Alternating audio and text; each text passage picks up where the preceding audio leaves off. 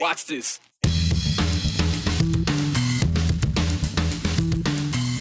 Surplus one day, deficit the next. Idaho's budget forecast just flipped, and it's not a small number. We'll show you how the state plans to dig itself out of a projected $80 million hole. She thought she'd be home the same day she crossed back into the United States. Instead, she and her 6-year-old son were flown to Texas and detained.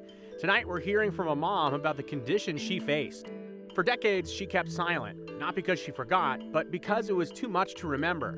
Now, a 93-year-old woman is finally telling her story of surviving Hiroshima, and it's one she hopes will help keep history from repeating itself.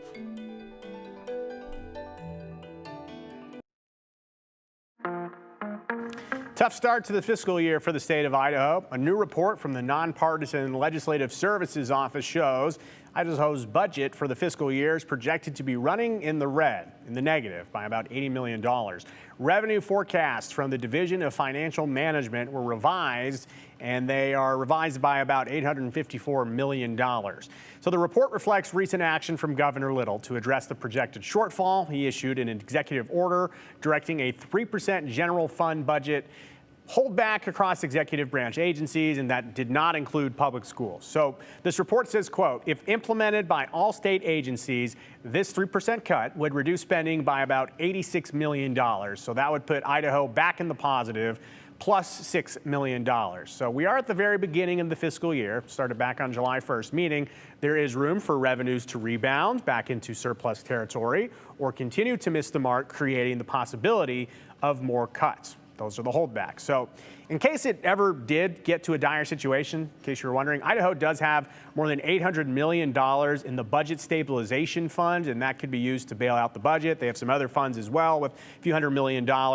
But that would be a pretty major step, and it's not one that's on the table right now. Again, this is the beginning of the fiscal year, so there will be changes in the projections and the actuals for revenue, but this is certainly something that Idaho lawmakers will need to address coming up in January.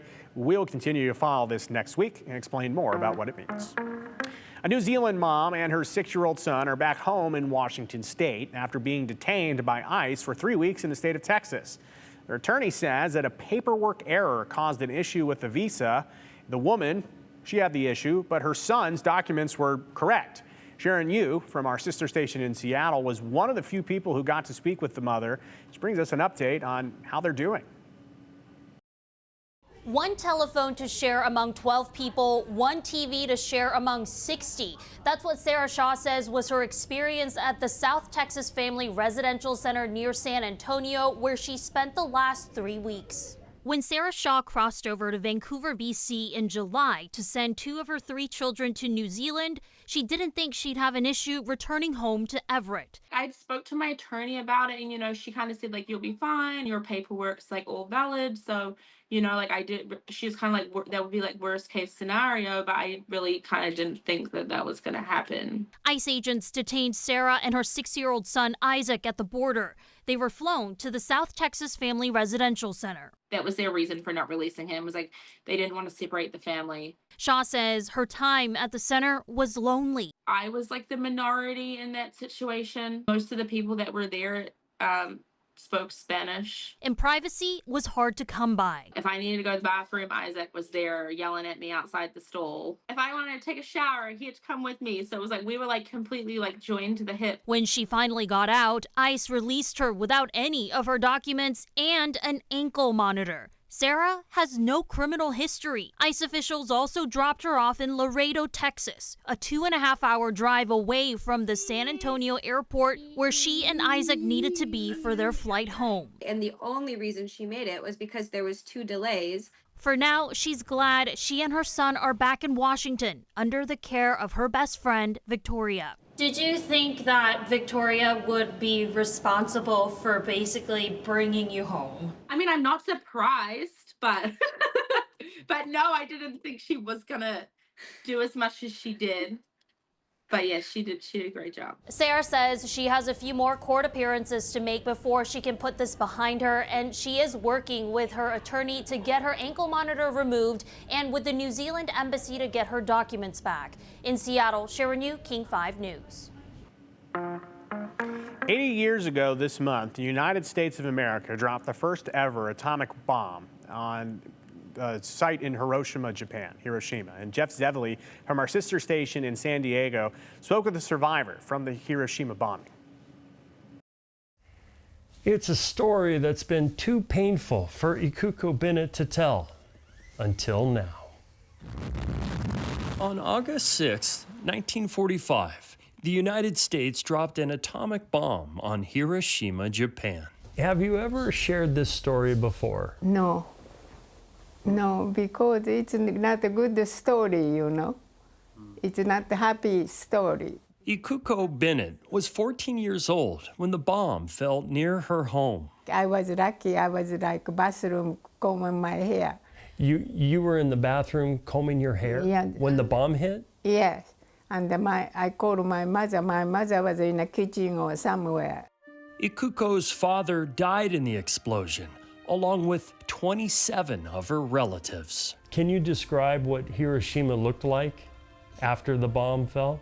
Yeah, it was nothing, just everything flat. Everything was flat? Yeah. Ikuko's mother led her to safety on the longest walk of her life. 4 days, 3 nights. 4 days and 3 nights. Straight. Straight. She's a survivor. Longtime friend Romy Adachi. I survived many things. Yes, you did. You did. Lucky, I'm lucky. Encouraged Ikuko to tell her story for historical purposes. You experienced it, and I wanted to tell next generation. You know, it's awful losing so many families and relatives. Ikuko was recently diagnosed with throat cancer. Do you think the radiation that you absorbed as a child led to this cancer? No, my age, you know. At 93 years old, she doesn't think the bomb affected her health. I don't blame American. I don't blame Japanese. This time was bad and the government is bad. It's estimated more than 150,000 people died in the Hiroshima and Nagasaki bombings that effectively ended World War II. Do you think you're a lucky person? Yes, very lucky. I survived, you know. Ikuko prays this is never the solution again. You think it's small-minded? Yes, small-minded. We should open big heart to love everybody. Yeah. Be big-hearted and show love to everyone. Yeah. Ikuko herself forgives America. She became a U.S. citizen and even married Robert Bennett, a member of the U.S. Air Force. Why are you sharing your story now for the first time after all these years? Because you asked me. In the Zevely Zone. Fair enough. Nice to meet you. Yeah. Jeff Zevely, CBS 8. Teenager in the state of Arizona is winning awards and helping farms be more efficient with its land by helping its crops grow with solar energy and shade. Troy Lynch with our sister station in Phoenix spoke with a 17-year-old who is improving the state of farming. Yeah, Sarah Benduck is a senior at Phoenix Country Day School, and she's already winning awards in the agriculture industry. She is the founder of the nonprofit Growing Green, and what she's really being put on the map for is her work bringing solar panels and putting it into farms so that can help grow crops. So we're here to look at this agrivoltaic system. I'm sorry, an what system? Agrivoltaic system. Agrivoltaics. What on earth is that? Agri is the first part of the word, which is agriculture, and voltaics is like photovoltaics, which is solar panels. Oh, so you put the solar panels above the crops, and this is all to increase crop yield due to shade. And the solar energy is used to power the farm, like here at Spaces of Opportunities in South Phoenix. And it also prolongs the seasons of the plants and helps retain moisture under the soil, especially here in Arizona that it's very dry and it's very hot. It reduces their electric bill by 40% every year. This agrivoltaic system has been at this farm since last January, and this is a win-win for farms. Just look at these jalapeno crops. The red ones, they're a lot more spicy, so, and we have purposely put some spacing in between each one, as you see, so that the crops underneath aren't shaded the whole day because we do want them to get some sun. They compared the growth from over the winter and summer seasons with and without agrivoltaics and found that with, the crop yield increases by 4.5 times. We have noticed, especially with vegetable production, a huge difference, particularly in the summer, between crops that are under the solar agrivoltaics and the ones that are not. Spaces of Opportunity is a community garden that focuses on education, but with Sarah's help, it won the North American Agrivoltaics Award for Solar Farm of the Year.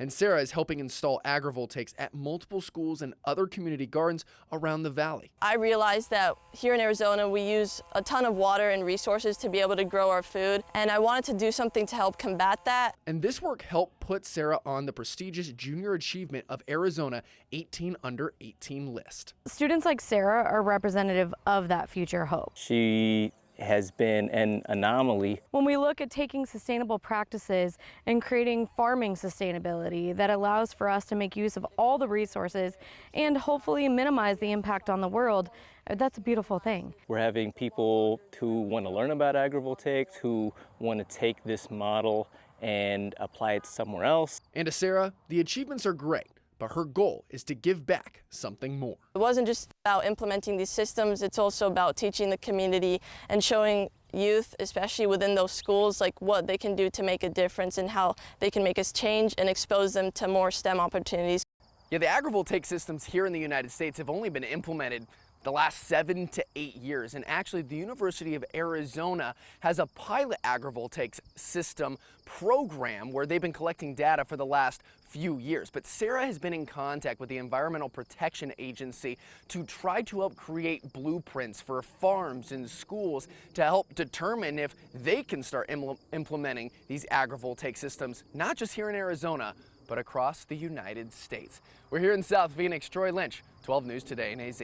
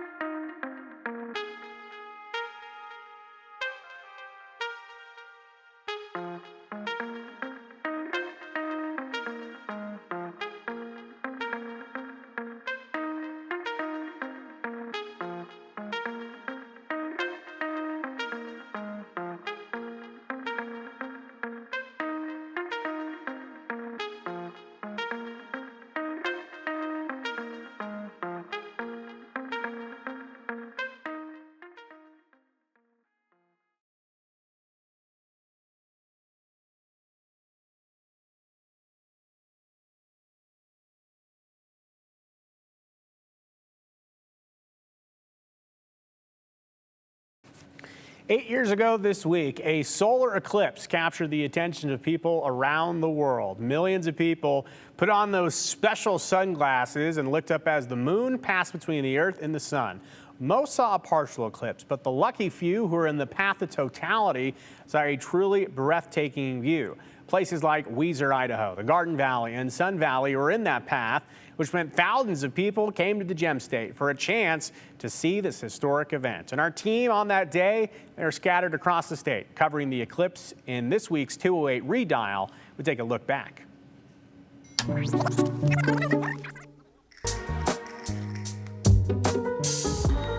Look at that vault, Brenda. Nice. Well, much of the country is getting ready for a solar eclipse on Monday. It's a concept very much understood here in southern Idaho. You remember this? We experienced a great total solar eclipse 7 years ago, August of 2017. Cities like Weiser, Garden Valley, and Sun Valley were in that path of totality, and Thousands of people flocked across Idaho to get a perfect glimpse of the total eclipse. It was very neat to see. And in Boise, it was a near total eclipse. And our team was scattered throughout the state that day. Here's a look back at what we saw. It's like the sun is setting. Okay, let's listen in. This crowd now has come to life.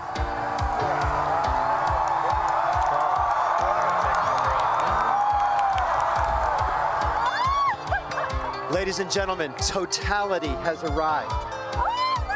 Wow. I can. Oh my gosh, that's beautiful. Once in a lifetime. I think this is the most amazing thing I'll ever see. And I looked around during the totality and people were just jumping up and down. A few tears were shed. What did you think about the reaction of the crowd? Were you surprised? No, this is my third eclipse. It's always this way. 70 eclipse! All right! I've never done a live shot from the top of a Ferris wheel before, so this is really cool. First for me, a first coast-to-coast total solar eclipse. I'm having fun just like everybody else. It was amazing. No camera will ever do justice to that. It was magical.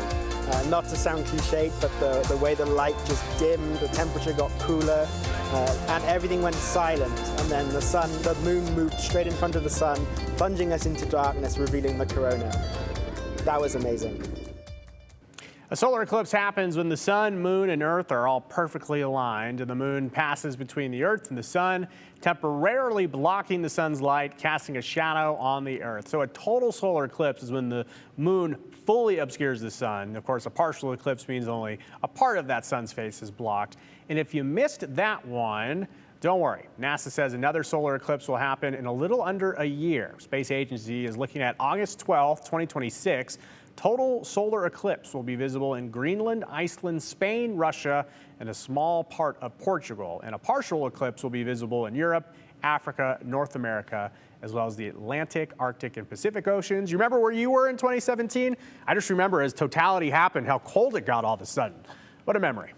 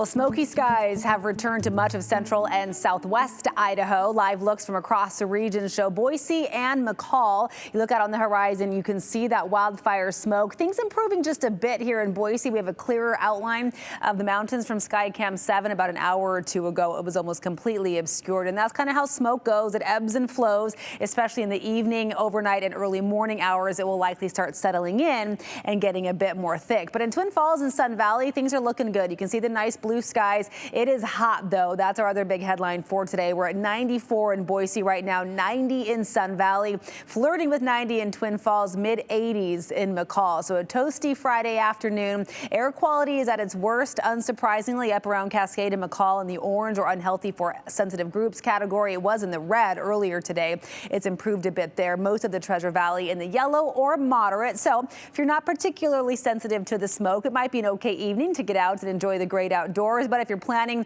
maybe dinner, happy hour on the patio, find some shade. We'll stay in those mid-90s until about 7 o'clock tonight, and then finally hit those upper 80s by 9. So pretty nice evening outside of the smoke and the hazy horizon to get out. Maybe enjoy the Western Idaho Fair if you haven't taken it in yet. It will go until Sunday. Tomorrow morning, we'll wake up to temperatures in the upper 50s to low 60s across the Treasure Valley, mid-50s in Haley. A little bit warmer in Stanley tomorrow morning. It was below freezing this morning in Stanley, 35 expected tomorrow. High temps tomorrow will inch up even further, so pushing 100 across much of the Treasure Valley. Low 90s for the Magic Valley, up around 90 even in the mountains tomorrow. So the heat really cranks up tomorrow, then starts getting dialed back just a bit on Sunday as we have some clouds that will enter the picture as early as tomorrow. That means moisture is on the rise. It really won't have much of an impact on the Treasure Valley until early next week. So your weekend is dry and hot. We're down to 93 by Sunday. We'll stay in the 90s until Tuesday. Then by the middle of next week, we hit the 80s, but we bring storm and rain chances back into the picture as well. All right, thank you, Rachel. Let's get to the 411. Police need help finding people accused of fighting at the Grove Plaza in July. And with Bronco football season right around the corner, the stadium is unveiling some fun new food options. Aspirin Shumpert has the 411. The rock fire burning near Donnelly has grown to 2,800 acres and remains 0% contained. Nearly 900 people are helping fight that fire, which is near Tamarack Resort. It was started last week by lightning. Crews continue to make progress, securing the fire's edge, and are working to hold the fire within its established boundaries. Firefighters are working in extremely steep and rugged terrain, with some areas rising as much as 600 vertical feet. So far, no structures have been lost. Boise police are asking for the public's help after a fight on the Grove Plaza, where one person sustained serious head and facial injuries. It happened on July 18th around 11:30 p.m. Boise police are asking help identifying 5 people at the scene, 3 men and 2 women. Police say they also believe there are witnesses who haven't spoken with police. If you have any information, you're asked to contact Ada County Dispatch or Crime Stoppers as soon as possible. One of the red pandas at Zoo Boise officially has a name. Meet Pumari. He is a Himalayan red panda who moved to Zoo Boise this spring. Pumari was born in 2015. Zookeepers describe him as sweet and brave. You can visit Pumari and the other 3 red pandas at the Virginia R. Bartok Red Panda Passage. The passage opened this May. The Boise State football team will start this season at home on Friday, September 5th against Eastern Washington. And fans can expect a variety of new food options, including options from local businesses and other local sources. Boise State Athletics will also offer new value packs. That includes the Specialty Burger Bundle, which includes a cheeseburger, fries, and a souvenir soda for $25. There's also a new Family 4-pack. That will include 4 Double R Ranch hot dogs, 4 22-ounce sodas, and a refillable popcorn bucket for $40. New this year, fans will be able to buy Asian-inspired bowls from one of 2 Bronco Bowl concession stands. New Bronco souvenir cups will also be available. And that's the 411 on the 208. I'm Aspen Shumpert.